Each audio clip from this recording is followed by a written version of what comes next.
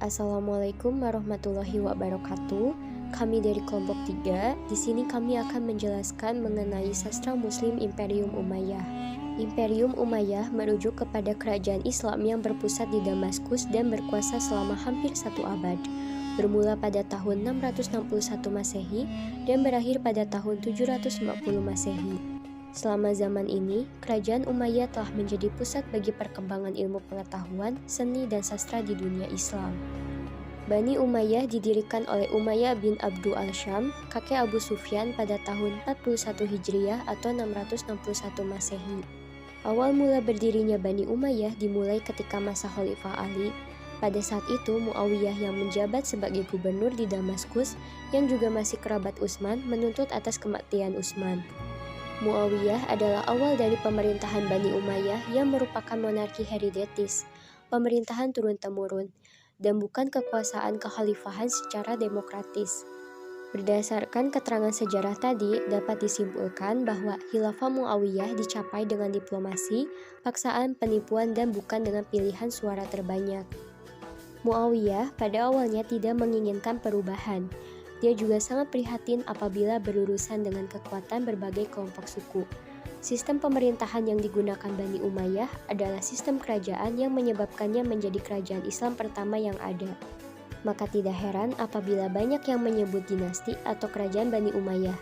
Perubahan yang dilakukan bukan hanya sistem pemerintahan Islam zaman dulu, zaman Nabi dan Khulafaur Rasyidin, tetapi juga perubahan lain di bidang sosial, politik, agama, intelektual, dan budaya.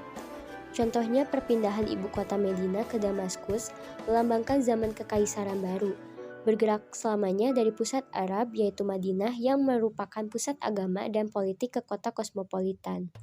Dari kota inilah kerajaan Bani Umayyah terus memperluas kekuasaan Islam dan mengembangkan pemerintahan pusat yang kuat yaitu kerajaan Arab. Ekstensi perluasan yang terhenti pada masa Khalifah Utsman dan Ali bin Abi Thalib dimulai kembali oleh dinasti ini. Di bawah pimpinan Muawiyah, Tunisia pun dapat ditaklukkan. Perpanjangan ke timur yang dilakukan Muawiyah setelahnya dilanjutkan Khalifah Abdul Malik. Ekstensi ke barat berlanjut saat masa Walid bin Abdul Malik. Pemerintahan Walid adalah periode masa kedamaian, kemakmuran, dan ketertiban. Muslim merasa hidup senang selama masa pemerintahannya yang memakan waktu sekitar 10 tahun. Tentara Spanyol berhasil ditaklukkan, karena Spanyol adalah tujuan ekspansi selanjutnya. Selain itu, ibu kota Spanyol, Cordova, cepat dikuasai. Pada saat itu, pasukan Islam menang dengan mudah karena mendapatkan dukungan rakyat yang menderita untuk waktu yang lama karena kekejaman para penguasa. Pada masa Umar bin Abdul Aziz, penyerangan ke Prancis melalui pegunungan Pyrenees, serangan ini dipimpin oleh Abdurrahman bin Abdullah al-Ghafiqi.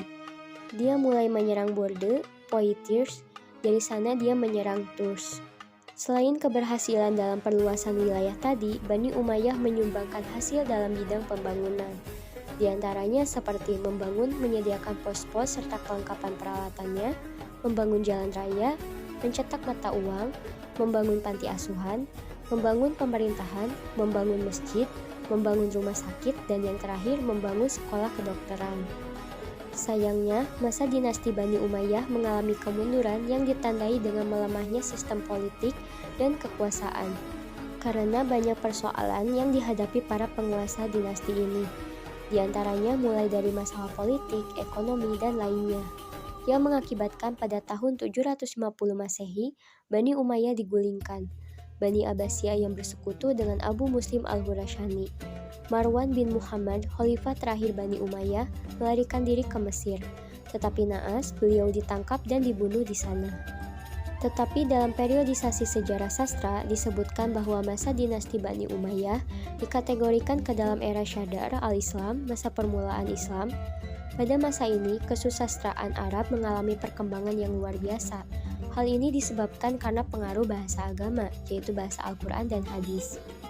Bahasa Arab pada masa itu dianggap sebagai bahasa ilmu, agama, dan sastra.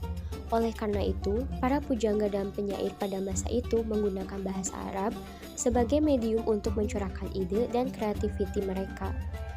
Di samping itu, sastra seringkali dipergunakan untuk tujuan penyampaian nilai-nilai ajaran agama, baik melalui genre, syair, maupun prosa. Tema sastra pada era ini didominasi oleh al-syiasi, politik, naqoid, polemik, dan syir al-ghazal, cinta. Karena adanya faktor luar seperti yang dibahas sebelumnya tentang perluasan wilayah, berkembangnya opini politik serta munculnya kelompok-kelompok politik dan aliran agama yang menyebabkan tema-tema itu sering dipakai. Tema al-syiasi politik sendiri merupakan tema yang dibuat oleh penyair yang mendukung salah satu kelompok politik tertentu dalam menghadapi lawan politiknya. Tema ini muncul bersamaan dengan perpecahan di kalangan umat Islam, yaitu semenjak terjadinya peperangan antara golongan Ali dan Muawiyah yang dikenal dengan peperangan Siffin. Kemudian tema naqoid, polemik, yang merupakan jenis atau tema sastra yang menggabungkan antara fahar, kebanggaan, madah, pujian, dan baja, satir atau ejekan. Sastra jenis ini banyak digunakan oleh para sastrawan untuk memuji dan membanggakan sukunya sendiri dengan puisi madah dan fahar, serta mengejek penyair dari suku lain dengan puisi baja. Salah satu karya yang terkenal pada masa Umayyah adalah Al-Mufadaliyat. Karya ini adalah kumpulan syair yang ditulis oleh penyair terkenal pada masa itu, Al-Mufadal bin Muhammad Al-Jufi. Karya ini merangkum berbagai genre termasuk syair perang dan syair cinta, serta membincangkan tentang nilai-nilai moral dan akhlak yang ditekankan dalam Islam. Karya-karya lain yang terkenal pada masa Umayyah termasuklah Diwan Al-Hamasa, karya Abu Tamam, dan Kitab Al-Ghani, karya Abu Al-Faraj Al-Isfahani. Kedua karya ini memuatkan kumpulan syair dan puisi yang memuja kepahlawanan dan keagungan, serta menceritakan kisah-kisah cinta dan kemanusiaan. Yang terakhir, tema ghazal atau cinta dibuat oleh sastrawan baik secara eksplisit maupun implisit. Ada yang vulgar dan ada pula yang mengekspresikan dengan cara yang halus. Salah satu sastrawan pada masa itu adalah Qais bin Mulawah 699 Masehi. Dengan judul karya terkenalnya Laila Majnun yang memiliki garis besar tentang betapa besarnya cinta seorang Qais bin Maluh kepada kekasihnya yaitu Laila binti Sa'id.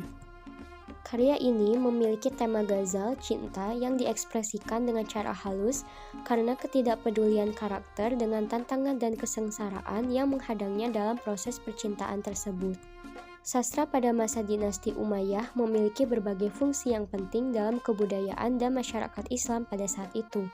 Berikut adalah beberapa fungsi sastra pada masa dinasti Umayyah. Yang pertama adalah sebagai media dakwah dan penyebaran agama. Sastra pada masa Umayyah digunakan sebagai media dakwah dan penyebaran agama Islam. Puisi dan syair digunakan untuk mengajarkan ajaran Islam dan memperkuat keyakinan umat muslim pada saat itu. Yang kedua adalah sebagai media hiburan. Selain digunakan untuk tujuan dakwah, sastra juga berfungsi sebagai media hiburan bagi masyarakat pada masa Umayyah. Karya sastra seperti puisi, syair, dan kisah-kisah cerita dipakai sebagai hiburan dan menghibur masyarakat. Yang ketiga adalah sebagai media penghormatan dan pujian. Sastra pada masa Umayyah digunakan untuk menghormati dan memuji kepahlawanan dan keagungan orang-orang terkemuka pada saat itu. Karya-karya sastra seperti diwan atau koleksi syair juga digunakan sebagai media penghormatan terhadap tokoh-tokoh penting di masa itu. Yang keempat adalah sebagai media refleksi kehidupan sosial dan politik. Sastra pada masa Umayyah juga berfungsi sebagai media refleksi kehidupan sosial dan politik pada saat itu. Karya-karya sastra seperti puisi dan syair mencerminkan kehidupan sosial, politik, dan budaya masyarakat pada saat itu, serta menggambarkan kondisi masyarakat yang beragam pada saat itu. Yang kelima adalah sebagai media identitas budaya. Sastra pada masa Umayyah juga berfungsi sebagai media identitas budaya bagi masyarakat Islam pada saat itu. Sastra digunakan untuk memperkuat identitas kebudayaan Islam dan menjaga keutuhan umat Islam dalam menghadapi perbedaan dan tantangan pada masa itu. Yang keenam sebagai alat politik, yang ketujuh sebagai alat komunikasi memuji dan mencaci, yang kedelapan menjadi alat untuk melakukan kritik dan kontrol sosial, dan yang terakhir adalah sebagai komoditi.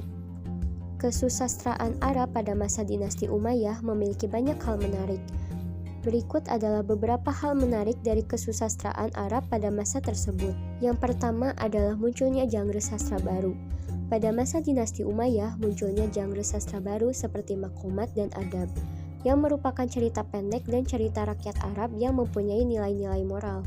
Yang kedua adalah pengembangan puisi sebagai media dakwah. Dinasti Umayyah sangat memperhatikan pengembangan puisi sebagai media dakwah dan penyebaran agama Islam. Maka dari itu, pada masa ini, puisi dianggap sebagai bentuk sastra yang paling penting dan digemari oleh masyarakat. Yang ketiga adalah sebagai peningkatan kualitas sastra. Dinasti Umayyah dikenal sebagai masa kejayaan sastra Arab yang mana kualitas sastra semakin meningkat. Pada penyair dan penulis sastra pada masa ini dapat mengekspresikan ide-ide dan gagasan mereka secara lebih bebas. Yang keempat, pengaruh budaya Persia. Dinasti Umayyah sangat dipengaruhi oleh budaya Persia, dan hal ini tercermin dalam sastra Arab pada masa itu. Sastra Arab pada masa ini memasukkan unsur-unsur Persia seperti adab dan syair. Munculnya tokoh-tokoh sastra terkemuka. Dinasti Umayyah juga mencetak beberapa tokoh sastra terkemuka seperti Al-Farazdak, Al-Kumayyid, Al-Farabi, dan banyak lagi. Karya-karya mereka masih dihargai dan dihormati hingga saat ini. Yang keenam adalah sebagai perkembangan teknik dan gaya sastra. Sastra pada masa dinasti Umayyah juga ditandai dengan perkembangan teknik dan gaya sastra. Hal ini tercermin dalam gaya penyampaian dan penggunaan bahasa yang semakin dipelajari dan dikuasai oleh para penulis dan penyair pada masa itu. Selain itu, kerajaan Umayyah juga menjadi tempat bagi perkembangan seni kaligrafi yang kemudian menjadi salah satu ciri kebudayaan Islam. Karya-karya kaligrafi Umayyah yang terkenal antara lain adalah Kufi dan Naskhi, yang kemudian menjadi asas bagi seni kaligrafi Arab. Dapat disimpulkan, masa Imperium Umayyah merupakan tempoh yang penting dalam perkembangan seni, sastra, dan bahasa Arab. Karya-karya sastra pada masa itu mencerminkan kecintaan dan kebanggaan terhadap agama dan budaya Islam, serta memuatkan nilai-nilai moral dan akhlak yang menjadi asas dalam kehidupan Muslim. Oleh karena itu, kita perlu menghargai warisan sastra dan seni yang telah diwariskan oleh kerajaan Umayyah, dan terus menyelami kekayaan budaya dan sastra Islam untuk dijadikan inspirasi dalam kehidupan kita hari ini. Demikian penjelasan dari kami. Terima kasih. Wassalamualaikum warahmatullahi wabarakatuh.